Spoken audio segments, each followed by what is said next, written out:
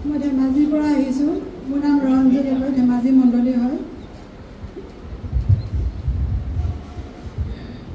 সৰ্বপ্ৰথমে সৃষ্টিকৰ্তা ঈশ্বৰক কোটি কোটি ধন্যবাদ জনাইছোঁ।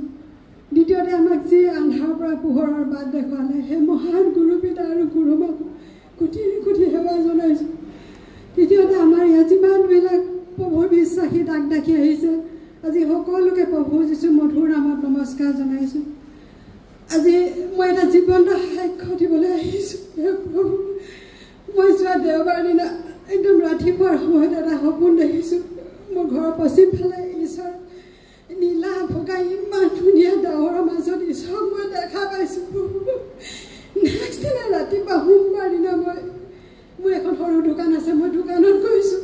দোকানত ভাত খাই থাকোঁতে মোৰ ডিঙিটোত ভাতখিনি লাগি গৈছে, মোৰ বিষাইছে। মই তেতিয়া আইনাত চাইছোঁ, মোৰ ডিঙিত মাহটো মানে এটা বগা ভেঁকুৰ নিচিনা উঠি আহিছে তালুৰ ওপৰ ফালে। মই ইমানেই ভয় খাইছোঁ কি হৈছে বুলি। মই লগে লগে মোৰ ওচৰতে ডক্টৰ আছিলে, ENT ডক্টৰ, মই তেখেতৰ ওচৰত দৌৰিছোঁ।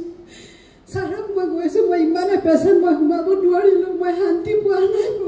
মই লগে লগে মোৰ মণ্ডলী আজি ৰূপা বাক ফোন কৰিছোঁ, বা মোৰ এনেকুৱা হৈছে, মই কি কৰোঁ, মই শান্তি লগা নাই। বায়ে মোক এটা ঈশ্বৰৰ গান দিলে, গানটো শুনি তথাপিও মই শান্তি পোৱা নাই। ক'ত থাকিম, কি কৰিম, মোৰ প্ৰভু, মই দৌৰি ফুৰিছোঁ। মই তাৰপিছত আকৌ ডক্টৰৰ ওচৰলৈ গ'লোঁ। তাৰপিছত মই ছাৰক লগ পালোঁ। ছাৰে মোক বস্তুটো চাই পেলাই মানে গুৰুত্ব দিয়া নাই, হৈছে এইটো একেবাৰে সৰু বেমাৰ।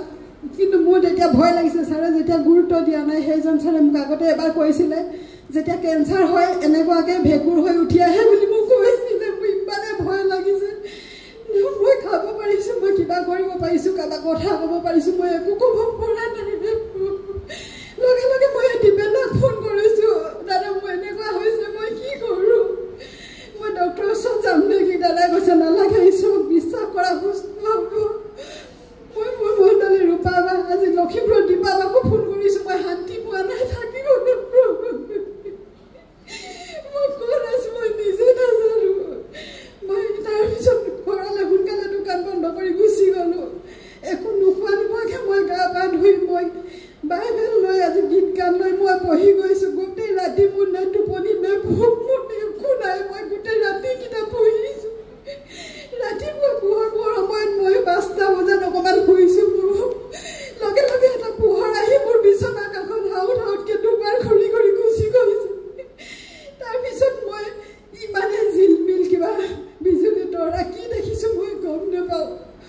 নেক্সট দিনা মই আকৌ চাইছোঁ আইনাত, মোৰ সেই বগা দাগটো আৰু অকণমান বেছি ডাঙৰ হৈছে। মই আৰু বেছি ভয় খাইছোঁ, মোৰ কি হ'ব, কেঞ্চাৰ হ'লে মোৰ 2জনী ছোৱালী আছে, কি অৱস্থা হ'ব, মোৰ কোনো নাই প্ৰভু। মই কান্দি কান্দি পাগল হৈ গৈছোঁ প্ৰভু। নেক্সট দিনা মই এবেলা লক্ষণবাদ দিনটো মই কিতাপ পঢ়ি আছোঁ, গান শুনি আছোঁ প্ৰভু। সেইদিনাও মই ৰাতি খাব শুব পৰা নাই, এনে মোৰ টোপনিও নাই, মই কাৰোবাক কথা ক'ব পৰা নাই। নেক্সট দিনা সোমবাৰতে মঙলবাৰ দিনা মই দিনত লঘোণ দিছোঁ প্ৰভু। নেক্সট আকৌ বুধবাৰ দিনা মই গোটেই ৰাতি লঘোণে উজাগৰে থাকি মই গোটেই ৰাতিয়ে গান গাইছোঁ, কিতাপ বাইবেলৰ বাক্য চাইছোঁ প্ৰভু। সেইদিনা মই ৰাতিপুৱালৈকে বহিয়ে আছোঁ, মই শুব পৰা নাই, মোৰ ইমানেই ভয় লাগিছে। তাৰপিছত মই ৰাতিপুৱা সময়ত একদম মূৰটো বিষাইছে, ঘূৰাইছে, মই অকণমান জিৰণি লওঁ বুলি বিচনাত পৰি দিছোঁ প্ৰভু। তেতিয়া মই দেখিছোঁ আমাৰ মণ্ডলীৰ আজি প্ৰণতি বাইদেউৰ ঘৰত বোলে নাম দিছে। তেখেতলোকৰ ঘৰত মই নামত গৈছোঁ আৰু ইমান ধুনীয়াকৈ খানা দিছে চবে। মই তাত খানা খাইছোঁ। মই খানা খাই থাকোঁতে আমাৰ দাখীবিলাক চবেই খানা খাই গুচি গৈছে মোক এৰি থৈ। বহুত ভয় লাগিছে, মোক কিয় চবে এৰি গুচি গ'ল। তাৰপিছত সেইদিনা আছিলে বুধবাৰ ৰাতি। নেক্সট বৃহস্পতিবাৰ ৰাতিপুৱা মই একো নোখোৱা নোপোৱাকৈ মই ঘৰত একো কথা কোৱা নাই। ঘৰলৈকে মই দোকানত আহিছোঁ, মই শান্তি পোৱা নাই ক'তো থাকি।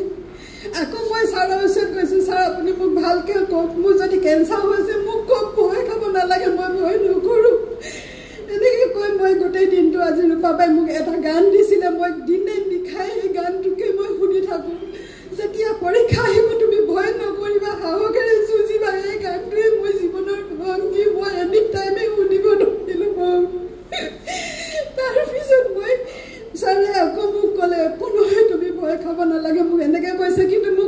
ডক্টৰজনে অলপ গুৰুত্বই দিয়া নাই মানে মোৰ তেতিয়া আৰু ভয় লাগিছে নেক্সট দিনা দেখে মই ৰাতিতে প্ৰাৰ্থনা কৰি নেক্সট বৃহস্পতিবাৰ দিনা আহি পালে বৃহস্পতিবাৰ দিনা ৰাতিপুৱা মই আইনাত চাইছোঁ প্ৰভু মোৰ দাঁতটো নাইকিয়া হৈ গ'ল ঈশ্বৰে মোক সুস্থ কৰিলে মই ঈশ্বৰক কিমান ধন্যবাদ দিছোঁ প্ৰভু মই ক'ব নোৱাৰোঁ মই ক'ত আছোঁ মই ক'ব নোৱাৰোঁ ইমান ভাল লাগিছে ইমান শান্তি পাইছোঁ মই প্ৰভু মই ইমানে ঈশ্বৰক মোক আশীৰ্বাদ কৰিলে প্ৰভু মোক কেঞ্চাৰ ৰোগ সুস্থ কৰি দিলে 4 দিনৰ ভিতৰত প্ৰভু